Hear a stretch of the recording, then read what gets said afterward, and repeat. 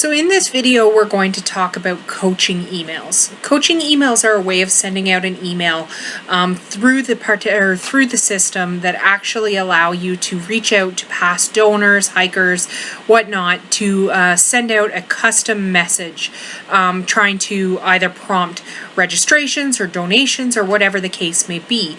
So I'm going to show you actually how to create these particular emails. So when you log into the system, you're going to go to the Fundraising and Team Raiser tab. Once you get there, you're going to find your current event and hit the Manage in the Actions list. When you get there, across the top, you'll see all of these tabs. You're going to make sure that you're on the Coaching Emails tab, because that's where we're going to be talking about in this particular video. So we're going to start by doing an example. One of the most popular emails that you're probably going to want to send is to try and get your past hikers to come back on for your current hike. So what we'll do is we'll create a new message. So you just do that by hitting this blue Create a New Message button. And it's going to reroute you to this area. So a lot like filling out a regular email, you just have the standard information to fill out. So in this case, I'm just going to populate it with some information. So the message name is an internal name. So you can call it Appeal to Past Registrants. And a description, you can just put in something that is just going to prompt you or remind you of what this email is for. To get new hikers for this year from last year's participants. So just whatever it happens to be. So in this case, you're going to want to choose a type of email. So in this case, it's an email message. We want to send out an email message, or we get to do a Team Raiser invitation in this particular case. But I still think I'm going to send this as an email message. So a tentative schedule date you can put in, but you don't have to. I'm going to leave it blank for now because I'm probably going to want to schedule it right away. But that's a second step, so we'll get into that later. So in this case, I'm just going to hit Next. So the envelope, we're on step 2 here now. The envelope is the actual information that's going to be seen by the person receiving the email. So the sender name, you may want to have it as whatever your hike site is, Hike for Hospice, something to that extent. So I'm just going to write Hike for Hospice, and if I was from a particular organization, I may put the organization in here, Hike for Hospice, whatever the organization name is. So I'll just leave it as Hike for Hospice now, but that's up to you guys to choose. So the sender email address you can put as your hike coordinator is probably the best, and the same as the reply to address. You can put that in, and anytime that someone responds back to the email, it's going to get sent back to that specific email address rather. So the message subject. So in this case, this is what the message is going to be called. So we'll just say we want it to be "Please come back."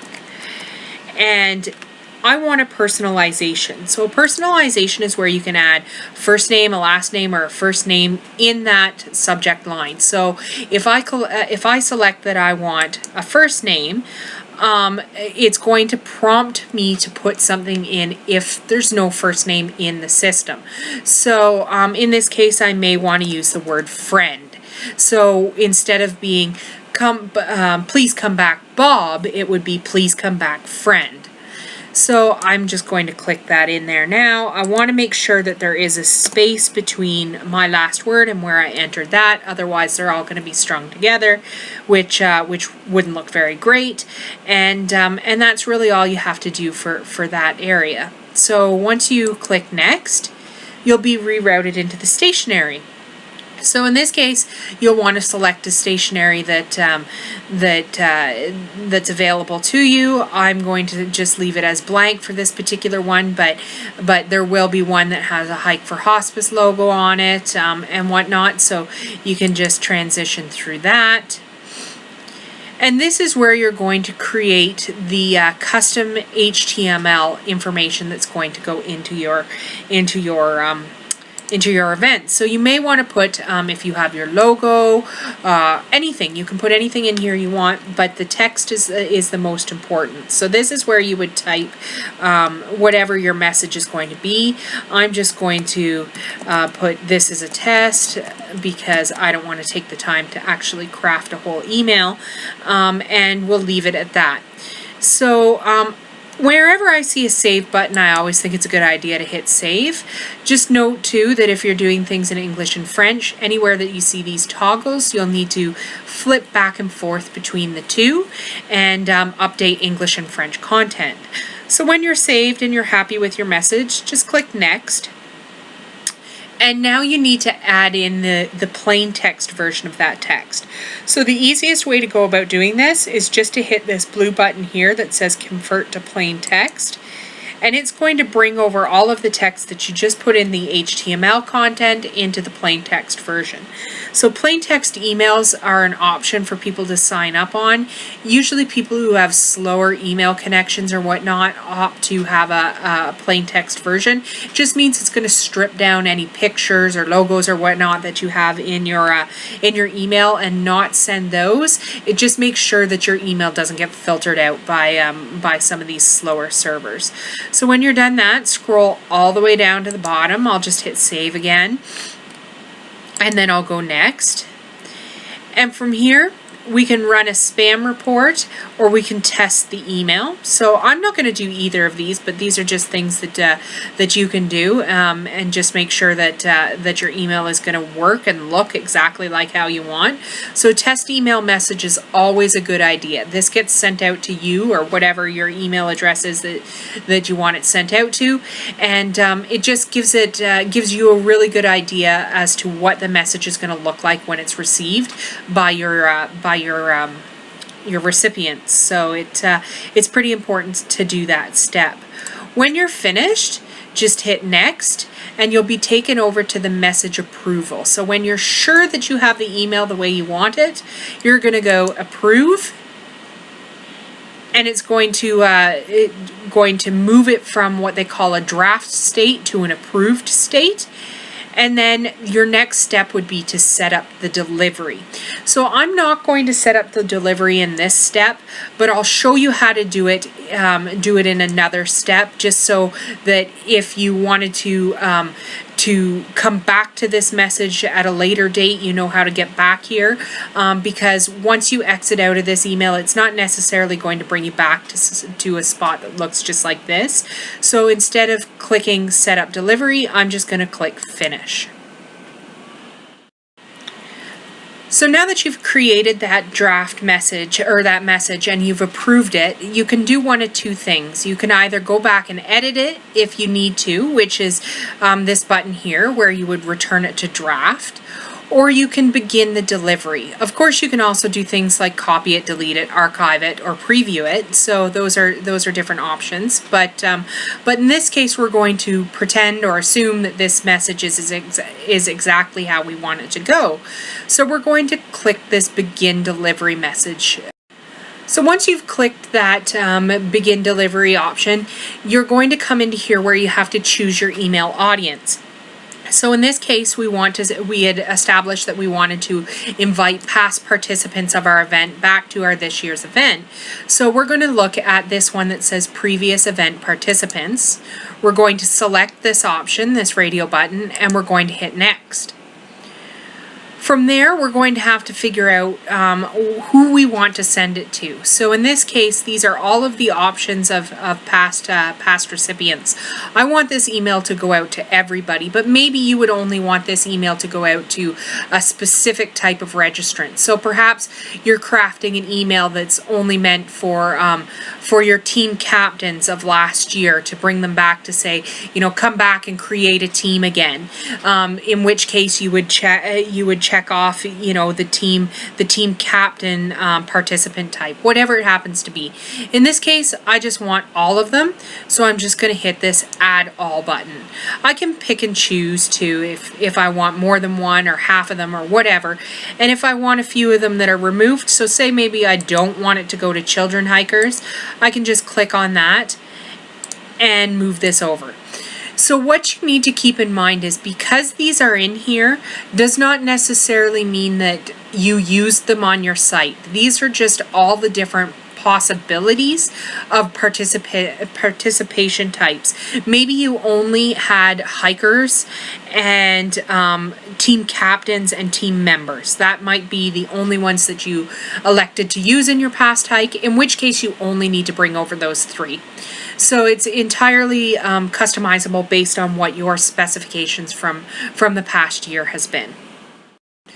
So this next question just deals with teams. It's talking about anybody in a team who should get this email. Should it just be the team captain?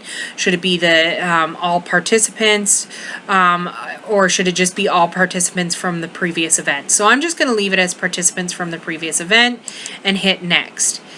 So the next thing I want to do is review the delivery details. So just keeping in mind that that most of the time this is exactly how you want it to be, and what this is going to do is actually exclude out anybody who's opted not to get your emails in the past. So so that's why it's good to go this route. So if you're confident with this and you're just ready to go, you can just hit this send immediately. But you may want to do something else instead, which is go up here and schedule this for a different time. So if you don't want to send it now, maybe you want it to go out at a specific day and time, all you would need to do is just click on this.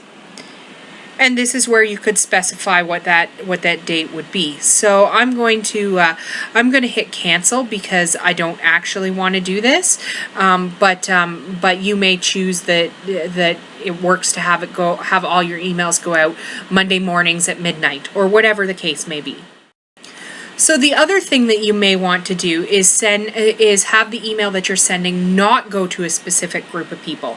So in this case, the example that we're using is we're trying to get past hikers to come back and hike again for this year, but maybe we don't want to have a certain group receive this email.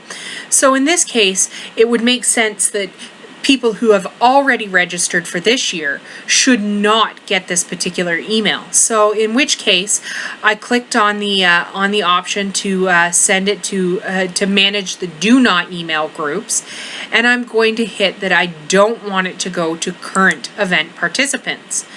When I'm done that, I'm just going to hit next. So now we've set up that that we want it to not go to current hikers or not go to current participants who were also participants of last year's event. In the same way that we selected those who were to get this email, we have to check all the email groups. Again, I'm going to just put all of them over. You'll put in whichever ones you want. And when you're ready, just click Finish. Now again, if at this point you want to send it, you can, but just to notice, these are your target groups that it's going to. These are your do not message groups, but it's only going to overlap. So it's going to be those who were participants of past hikes who are not participants of this year's, or who are participants of this year's hike. And that's all you have to do. So whenever you're ready, again, you can either go here and schedule the email to go out at a specific time, or you can scroll all the way down to the bottom and click Send Immediately. So once you've sent your email, you can actually go into the coaching email. This is the main page, and look at these tabs here. So you can flip over to the delivery list and just check on the status of all the emails that have been sent. So you can see this is the email that we just sent. It's in the status. It's awaiting delivery statistics, and it'll show you just a few different pieces of information. So in this past past email that I've sent, you can see that it'll show the number of emails sent, the open rate, the click rate, just a few different pieces of information. It also gives you the option to preview or review or resend these different emails. So just to note that this whole process takes a little bit of time, so you'll just have to check back after a while to make sure that your email went through. But that is basically the gist of doing a coaching email.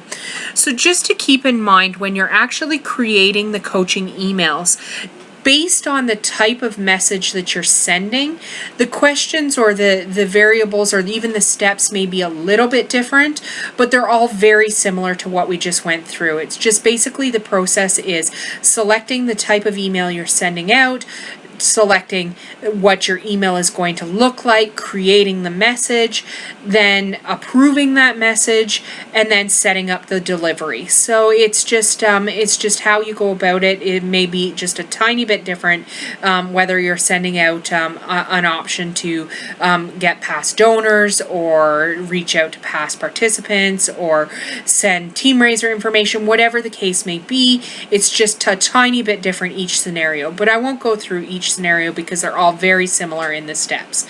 So this concludes the coaching email video. I hope you found this helpful. Just know that this is your most powerful tool for making sure that you're reaching out to those participants that were on your hike last year, your donors, your current participants, whatnot, and making sure that you're also abiding by the rules of not spamming people who've asked to not be included in those receiving those emails, because the system will automatically filter that out for you.